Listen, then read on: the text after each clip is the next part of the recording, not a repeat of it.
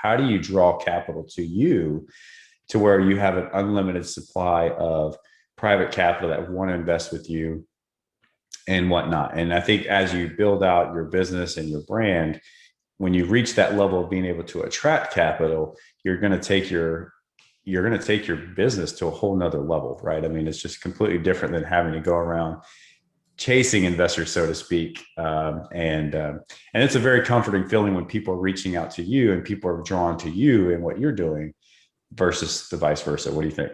I agree 100%. That the phrase attracting capital, I mean, it leads us into our 6-step framework, right? Like, so how do you even do that? How do you attract capital versus raising capital? And how do you have that mindset shift as well, right? To realize that as the operator, you have something that people are really looking for. They're looking for an investment opportunity, a quality investment opportunity at that. So you shouldn't feel like you just said chasing people around, right? When you have an opportunity, you shouldn't feel like you're chasing your investors around for their, 50, 75, 100,000, right? If you're in that situation, that's not a good situation to be in, because you probably haven't done a very good job, not only nurturing your database, but really bringing it to our first step in the framework. And that's building your brand, right? So branding is very, very, very important in this business. And it's really hard. I believe it's Dan Hanford, who was on our podcast, who said this recently.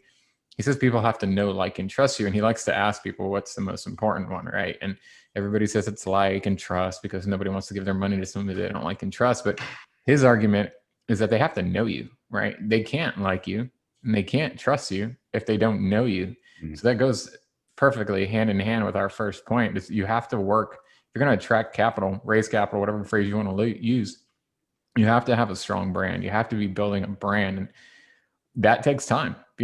This is one of those things where, you can go and you can create a name, you can create your LLC, you can create a logo, you can go through all these other steps we're going to talk about here shortly, but it's definitely not one of those things where you can just pop on the radar, start throwing your brand out there and people are going to be okay with it.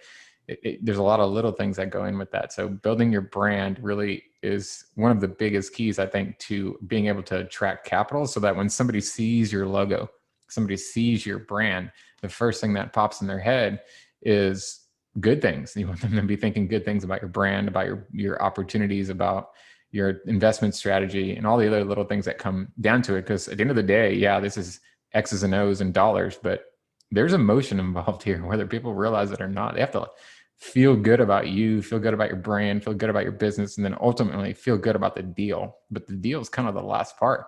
So the branding part, I think, is one of those things that people shouldn't take for granted.